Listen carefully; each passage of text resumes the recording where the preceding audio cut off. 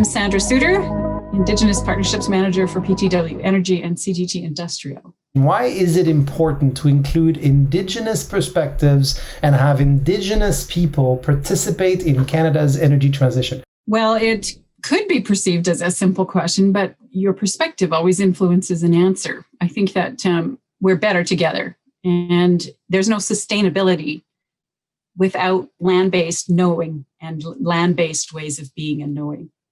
So, I can talk to you about some examples that elders have shared with people in my circles around abandoned wells and companies trying to find them and not being able to find them and not believing an elder when he stood on a hill and pointed and said, "Oh, it's right there." And they went, "You can't possibly know that." All the scientists say to the Indigenous elder, "You can't possibly know that."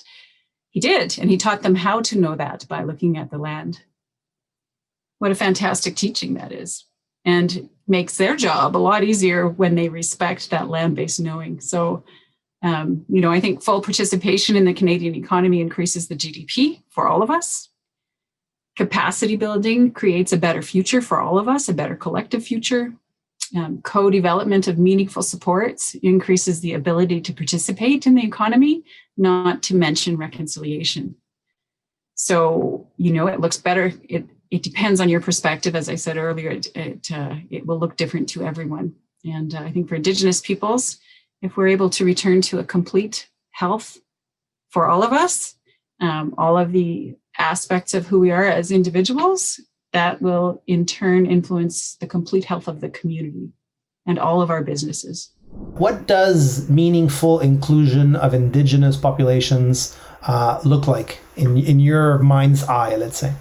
From my perspective, meaningful inclusion of Indigenous peoples in our energy world, energy environment means they have the ability to participate in the ways that are meaningful to them. So does that mean that they have the ability to start businesses that are meaningful to them to participate? Or does that mean that the colonial Western way of thinking comes into their communities and says, these are the areas that we need some services, provide those? There's a disconnect there. So if we meet together and we talk about here's where we need to shift and evolve, and here's what's going to be an opportunity for all of us to participate in the energy economy or transitioning to a low carbon environment. If we meet together and discuss those things, we can find ways to be respectful of rights, recognition, treaty, land-based knowing, and Western society can learn from Indigenous participation.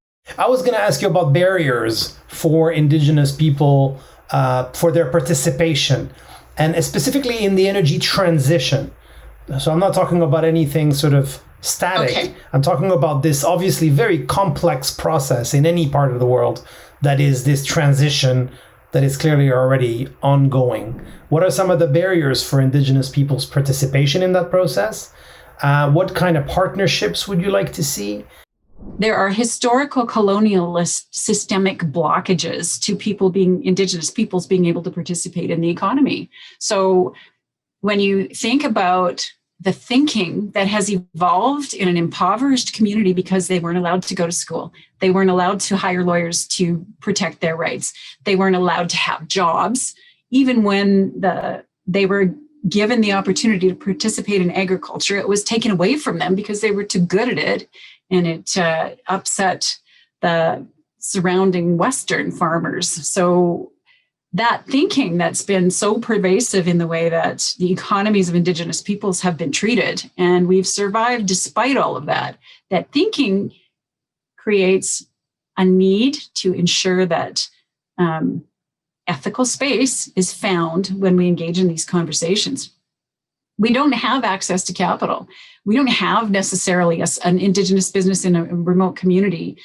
They might not have reliable internet access. We spent how much time making sure that we had everything we needed to have this interview. We need to make sure we have everything we have to have a business, let alone an interview.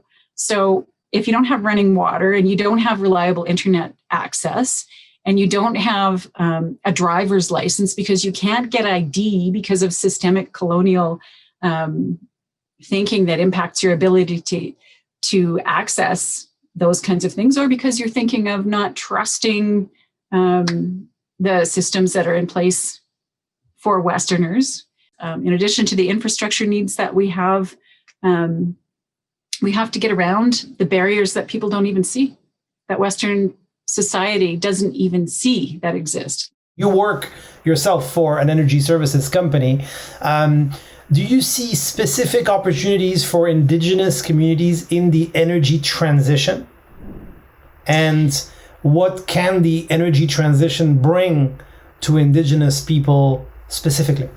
Yeah, I think one of the things that it can bring as we engage in these deeper conversations is the ability to contribute to an economy that you can ethically support based on your own values and cultures, and that your land-based ways of knowing and being can contribute to much more meaningfully than science alone can. We talk about the ways that you increase capacity in a community. And the ways that a company like PTW Energy, for instance, engages in Indigenous communities through our partnerships, both formal and informal. We look for opportunities to engage community members in employment and training practices, materials spend. What's our procurement team doing? What do they know about end projects where we're transitioning to a different way of creating energy in this world?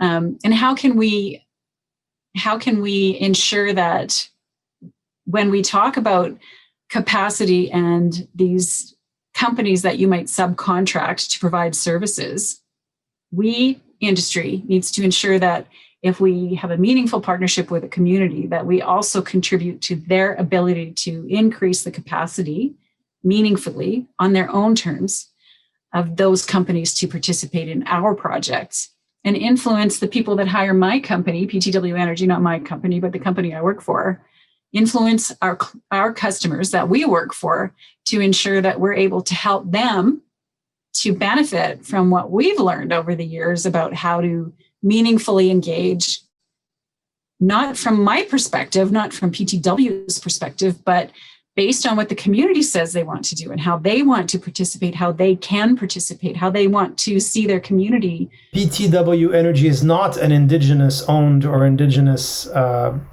founded organization. And so you're nodding, that's good. So I take it, and again, this is my perspective, that you perhaps sometimes feel like you have one foot in two different worlds that are perhaps sometimes also opposed. Even though I know for a fact that the natural resources industries and energy specifically are probably one of the biggest Indigenous employers in the country. Do you sometimes feel that paradox in you that, you're sort of a bridge, aren't you? I'm very honored to, in some cases, be a bridge.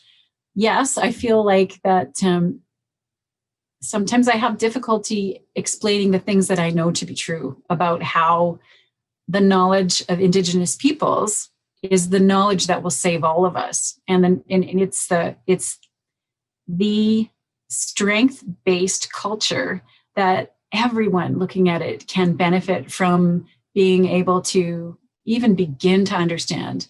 My understanding of Indigenous culture is very tiny. I'm just, as I've heard my elders say, I'm so much less knowledgeable than them. They say they're babies in this way of knowing.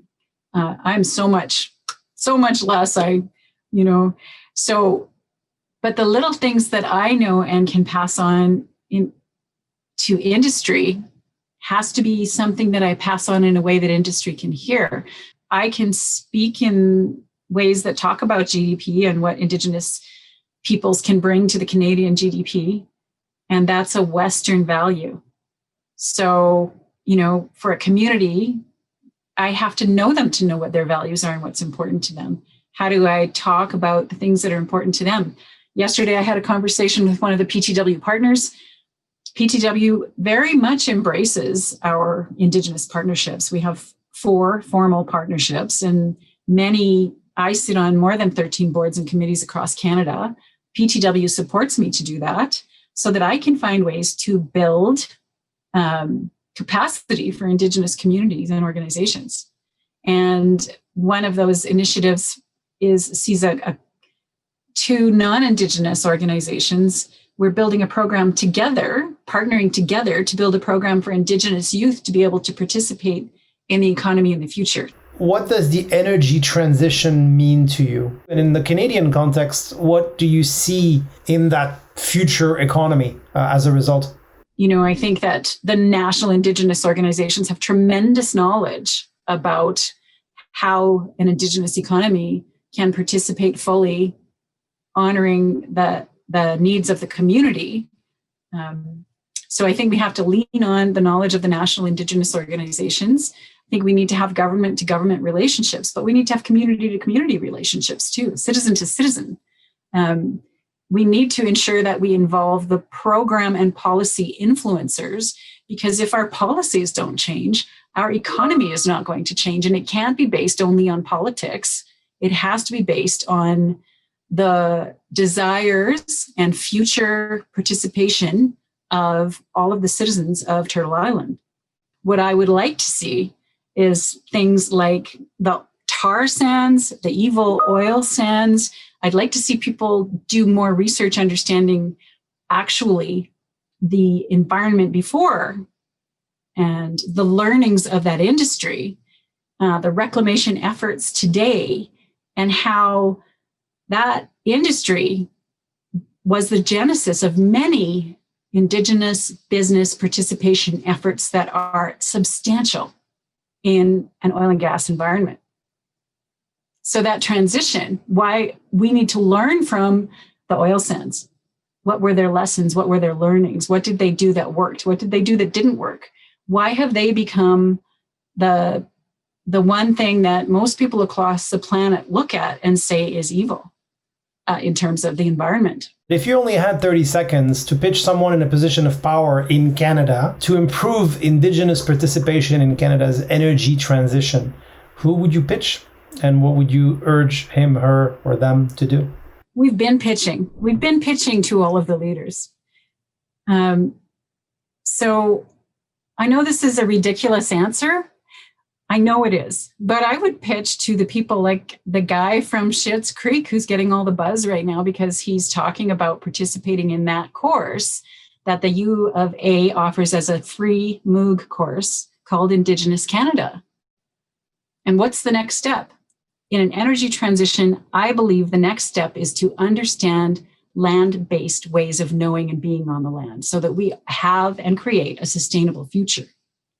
So the next step is, I believe, the Indigenous Community Industry Relations Certificate program that the U of A Faculty of Extension offers, because that took 10 years to develop.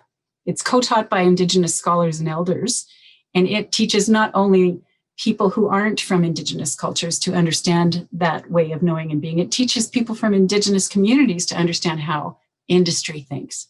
Then we can find a way to talk to one another and create together that sustainable future we're looking for.